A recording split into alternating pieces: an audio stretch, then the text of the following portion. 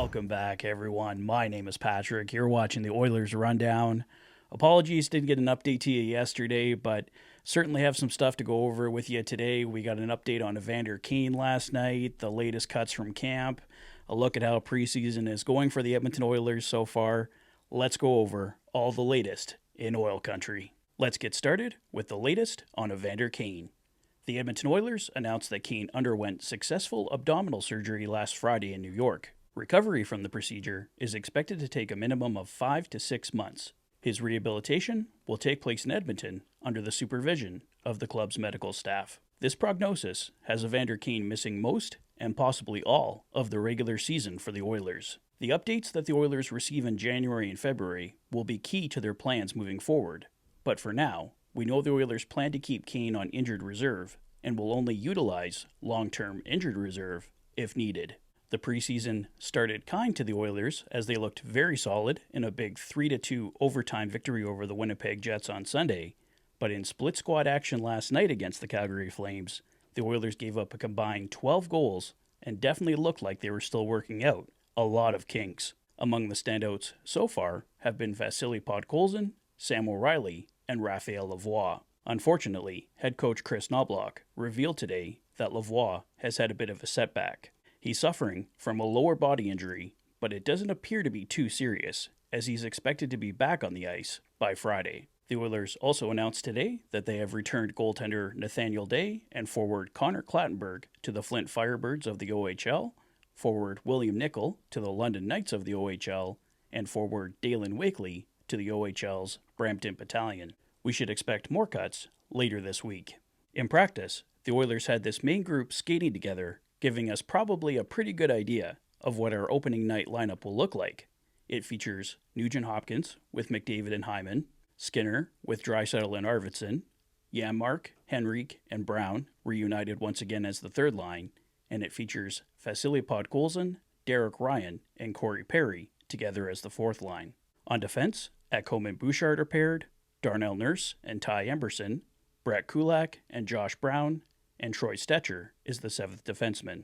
No surprise in goal, obviously, Stuart Skinner and Calvin Pickard, and Evander Kane will, of course, be on injured reserve. Now, obviously, nothing is set in stone just yet, but odds are pretty strong we will see something close to this. The Oilers may carry an extra forward instead of 7D, possibly opening the door for a James Hamlin, Raphael Lavoie, or Noah Philp, but if they do go with 7 defensemen, expect this lineup, at least to start.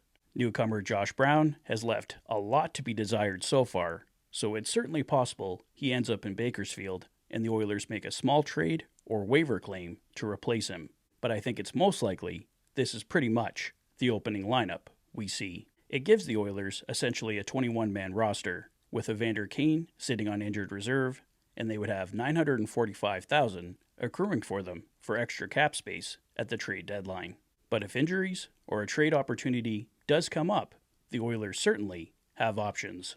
Well, that's all the latest for now, guys. The Oilers are back in action tomorrow night against the Winnipeg Jets as preseason action continues. As we learned today, unfortunately, without Raphael Lavoie, who, as I pointed out, has been one of the standouts for the Edmonton Oilers so far in training camp. Let me know your thoughts on the 3 games so far. I don't think anyone should be too worried about the results last night against Calgary. This is the preseason. You're working out the kinks. I think the Oilers are probably going to own the Calgary Flames come the regular season, so I'm not too concerned with this lineup, guys. Do you think this is pretty close to what we see as well? I think the top 9 is pretty much set. The fourth line of Podkolzin, Ryan, and Perry is most likely what we see. Maybe Podkolzin gets pushed out of there. As far as PTOs go, I don't really see Mike Hoffman knocking off Podkolzin. Travis Dermott is certainly an option on D. I could see him getting signed and then sent to Bakersfield.